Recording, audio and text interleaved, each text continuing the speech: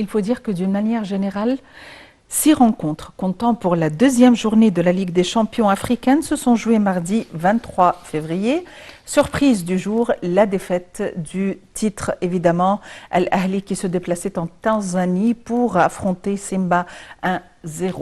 Nous allons en savoir plus sur Al-Ahli, sur nos attentes et les spéculations concernant le restant des matchs. Et aussi, nous allons nous arrêter un petit peu sur les raisons pour lesquelles Al-Ahli a subi cette défaite.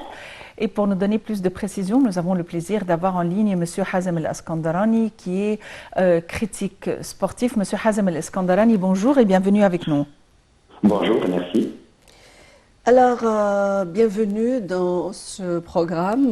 L'Ali, pour la première fois, a subi une défaite depuis déjà 13 matchs où il a été donc invincible avec 10 victoires.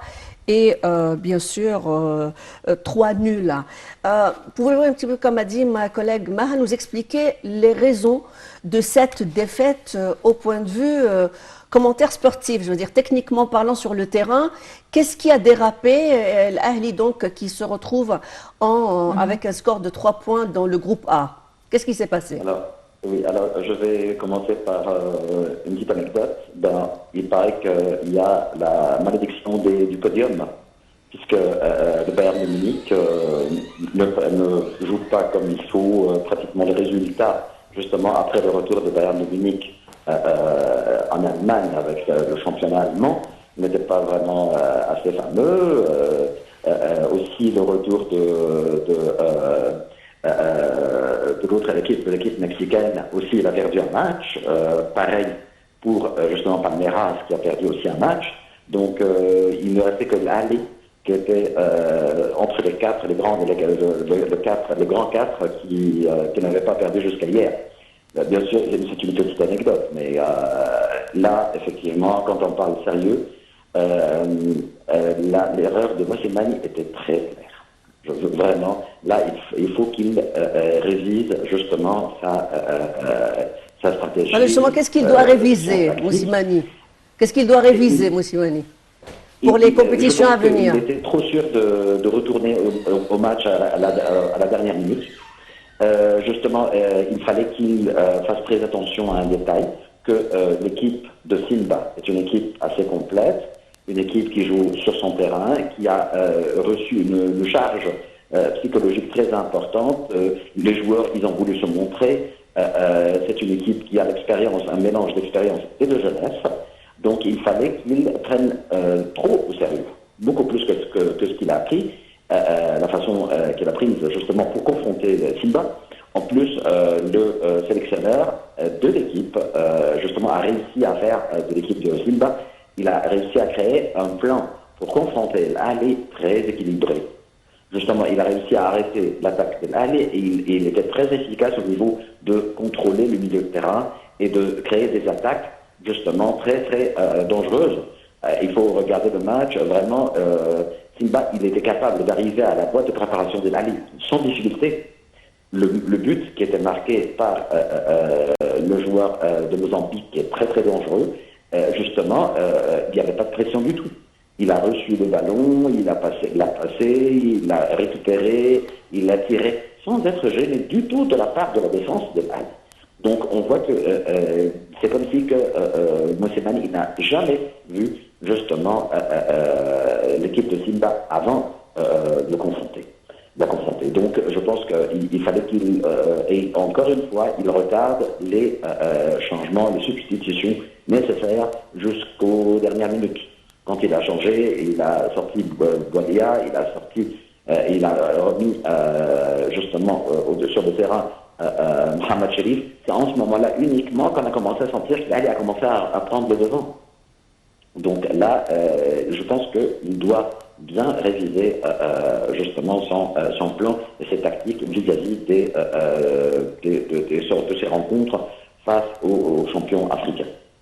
Donc là, je pense que c'est un mal pour un bien, de mon point de vue, parce que maintenant, on peut se rattraper, on peut récupérer. Il peut avoir le temps de réviser justement ses tactiques, parce que là, on est au stade des groupes.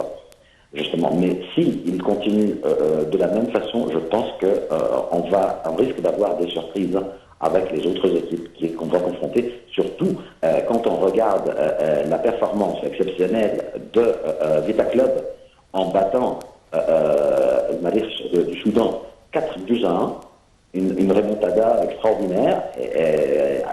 Marif a commencé à marquer en premier, et tout de suite après, 4 buts de suite, 4 buts, justement, qui montrent que Vita Club n'est pas l'équipe facile. Donc là, Ali, maintenant, il doit se remettre. Moussimane doit jouer autrement, doit compter sur des joueurs autres que les joueurs sur lesquels il compte. Donc là, il faut qu'il révise bien ses matchs et ses plans et essayer ça dans les matchs de la Ligue égyptienne et la Coupe égyptienne. Ça, c'est une bonne opportunité pour lui pour qu'il arrive à trouver vraiment un autre système, des autres tactiques, justement pour avoir une performance meilleure. Tout le monde était absent hier. C'était un match vraiment à oublier pour Ali et une victoire historique pour Simba. Oui, tout à fait. Et alors, à quoi doit-on s'attendre pour les matchs ultérieurs, après cette défaite qui a dû quand même les ébranler psychologiquement, après les victoires incroyables et inédites qu'a réalisées l'Ali à tous les échelons? Et la surprise, la mauvaise surprise qui nous attendait et qui attendait tout le monde ici en Égypte, effectivement, après cette défaite, n'était pas la plus grosse surprise. La mauvaise surprise, au vrai sens du terme, c'était la performance, la prestation qui était faite par les joueurs de l'Ali. Une équipe déchirée, malheureusement, désolé de le dire, mais c'est la vérité. Une équipe déchirée, le lien entre les joueurs qui sont très éloignés l'un de l'autre. Et donc l'efficacité, les fausses passes, l'efficacité était absente. Les fausses passes étaient vraiment bien pratiquées par les joueurs de l'Ali. Il n'y a pas la communication. Le seul, effectivement, hier, qui avait le minimum d'erreurs, c'était Batrabanou, qui était vraiment à la hauteur. Ajaï, il était tout seul. Je ne sais pas pourquoi il l'a laissé tout seul devant.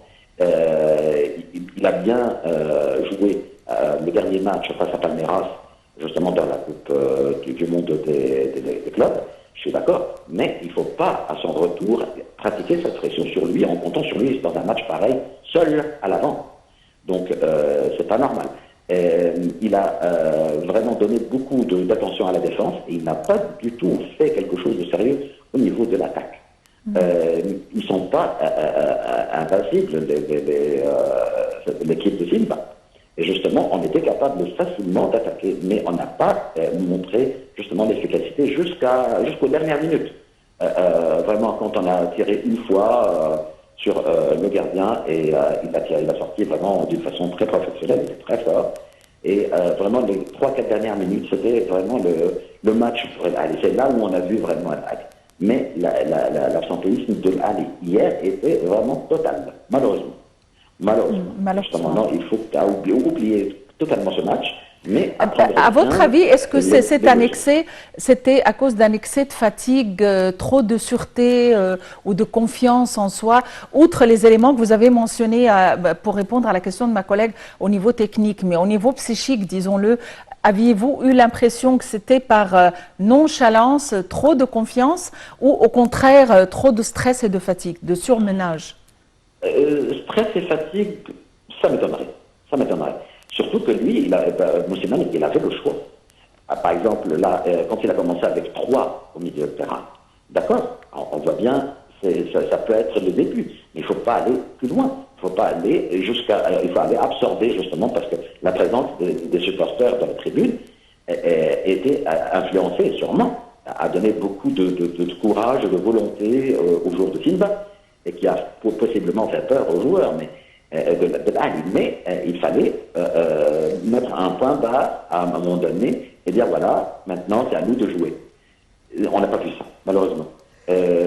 Toujours des passes longues, facilement coupées. Boigny tout seul au début du match, il n'était pas capable de prendre le ballon et créer une attaque sérieuse.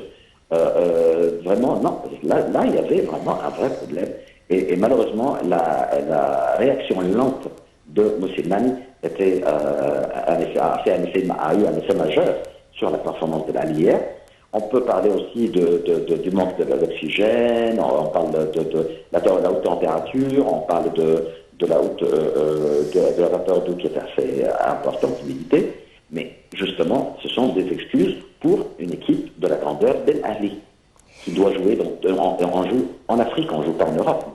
Vous voyez, donc là, il fallait préparer. Je pense que si El Ahly joue quelques matchs dans la Ligue égyptienne, à midi ou dans l'après-midi, ça pouvait rajouter aux joueurs possiblement la possibilité de jouer sous la chaleur et l'humidité. On est bien d'accord, mais ça reste une excuse banale, de mon point de vue.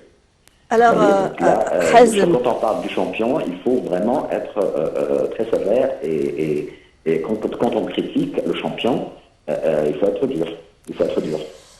Hazem Petsou Moussimani est quand même une longue histoire sud-africaine en matière de football.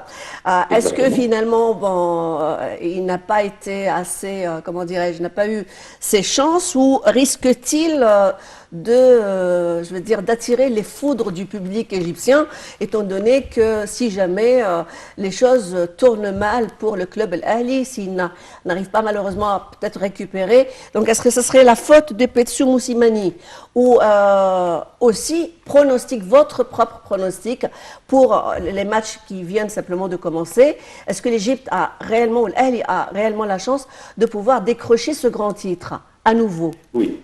De mon point de vue, Moussimani, il est impressionné par la popularité de l'Ahly. Là-bas, comme vous le savez, il y a des autres, en Afrique du Sud, il y a des autres joueurs, des autres clubs qui sont très populaires. Mais quand on vient ici en Égypte et on entraîne en sélectionneur de l'Ahly ou des Zamalek, justement, la popularité, elle est écrasante. Donc, je pense que le fait qu'il était impressionné par la place ou la popularité d'El Ahly, et lui, en étant le sélectionneur d'El Ahly, ça crée une pression sur lui apparemment. Et je pense qu'il faut qu'il mette en considération justement qu'il faut qu'il agisse comme un grand qui est le sélectionneur d'un grand club et ne pas avoir peur de perdre ou d'avoir une mauvaise performance. J'ai senti qu'il n'a pas voulu prendre le risque de peur que derrière lui, il y a des millions qui supportent l'Ali. Non, il faut avoir le courage. Désolé pour mes expressions parfois quand je dis un voilà, grand, c'est ce que je voulais dire, s'attirer les foudres de la population. Direct, mais sans figurer, je veux dire. Non, il faut avoir le courage, il faut prendre le risque, parce que là, il faut faire ça. Maintenant, il est ciblé, l'Ali et Moussimani, ils sont ciblés par toutes les équipes africaines. Parce que là, je pense que hier, toute la Tanzanie n'a pas dormi quand ils ont célébré cette victoire inattendue. Donc, oui. Je pense que non, il faut prendre le taureau par les cornes. Moussimani, c'est un grand sélectionneur qui est le sélectionneur d'une très grande équipe, un très grand club. Et là, il faut prendre sur lui et prendre des risques. C'est un message qu'on a bien reçu. On aurait souhaité parler de l'autre match qui a opposé le Sénégal aussi à Zamalek. Malheureusement, le temps. Oui, on n'a pas le temps pour le moment, mais espérons que l'Ahly aura vraiment une meilleure chance. Et de toutes les manières, on compte sur ce club et on ne peut pas oublier tous les exploits réalisés auparavant. Juste pour un incident. Bon, c'est un accident, ça y est, on va le refouler, mais on ne va pas l'oublier. De toutes les manières, on est parvenu au terme de notre rencontre, Nawal. Oui, ça s'est très vite passé. On leur souhaite en tous les cas la bonne chance pour qu'ils décrochent ce titre. C'est pas encore le temps. Je veux dire, le temps ne joue pas contre nous. Le temps joue pour nous. Merci d'avoir été nombreux à nous suivre aujourd'hui sur Night TV International. Merci Maha. Merci Nawal, merci à tous. Heureusement que le temps quand même va nous mettre un peu de sourire sur les lèvres. Et apparemment, là, on a pris les nouvelles, il fait beaucoup mieux. Il fait beau. Il fait beau. Il fait beaucoup mieux. Non, voilà. Alors voilà, il fait beau et puis voilà, apparemment il y a un peu le soleil, donc voilà, c'est rassurant, ça réchauffe le cœur, donc voilà. À tout de suite. Très bonne journée à tous et à tout de suite avec Nawal. Allez, au revoir. Voilà, on se rencontrera après quelques instants juste pour une nouvelle édition de l'information continue sur Voilà. Night TV International. Allez, au revoir.